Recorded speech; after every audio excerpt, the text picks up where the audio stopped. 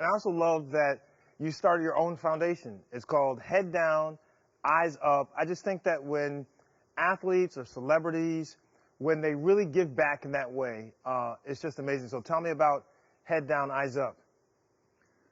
Right. That actually happened when I was at Carolina. I was in the weight room rehabbing, and I looked at myself in the mirror. My head was down, but my eyes were up. And I just kept saying that to myself. It's kind of like that lion mentality. Forget about the good, forget about the bad. There's always going to be times in life where people are telling you the worst. There's always going to be times in life people are telling you you're the best. Well, forget about both of them. And even forget about the goal. For me, the goal is to get back. But I'm not going to get back just by wanting to get back. I got to focus on those little steps. I'm not going to have #1 songs and sell out stadiums just by being like, I want to play stadiums. No, I got to focus on the music, focus on the lyrics, focus on the shows. So it's all those steps that you can take to get you to where eventually, if you work on the steps along the way, the goal takes care of itself. And for me, I wanted to start that foundation because it's not just about the mentality. There's got to be more to it than that. There's got to be a way for Head Down, Eyes Up to give back, because the mentality is so strong that if we can also get that mentality into these kids while they're still here, live the best life you can live every single day like it's going to be your last, not just for them, but for all of us. Absolutely. Chase, this has been such a tough year for everybody. For you, I know that things have had to shift in your life. How has it affected you, the pandemic and all the different changes?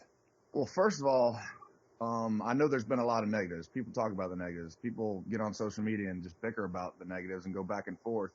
I think something that's not talked about enough is the positives. I've been around dinner tables. I have a group of friends that we were close, but now we're really close. The conversations that we've had sitting around fires, it's stuff that I would never even have the opportunity to do because I'd be on tour. So I think there's a lot of positives that people can take from having to slow down. We've all had to slow down. Now, obviously, there's a great cost to that as well. And I don't think people would redo this year again if they had the choice. But that's what, for me, that's continue to go back to Head Down, Eyes Up.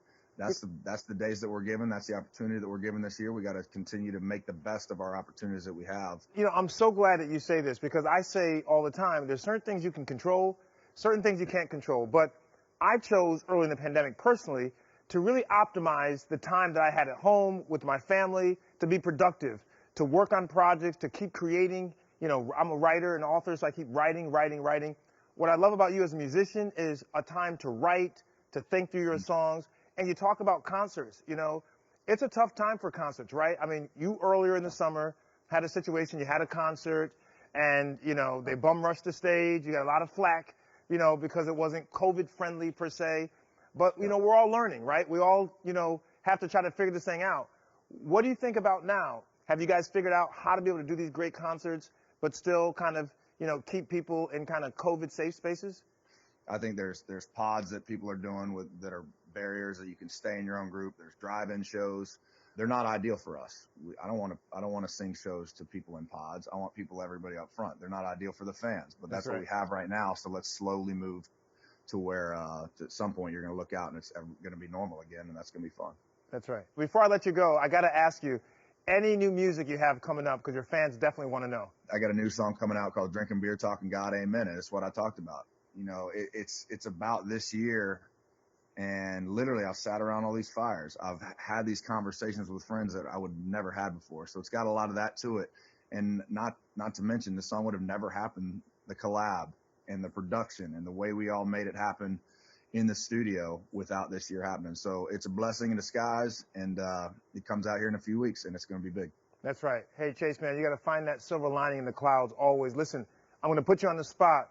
When things get better and we can have guests in the studio, you got to come on and you got to perform your new music, because we have this great segment called Music is Medicine. So I'm going to put you on the spot and ask you to come back and sing for us. Absolutely. And virtual is cool, but it's very, very temporary. Let's get back to in studio, in person. I'm excited for the day. All right, man. You got an open spot here, man. Thanks for everything. I appreciate you guys having me on. All right. Stay safe. You too. For more information about Duchenne muscular dystrophy, Coach to Cure MD, and the Head Down, Eyes Up Foundation, head on over to our website. It's the Doctor's TV.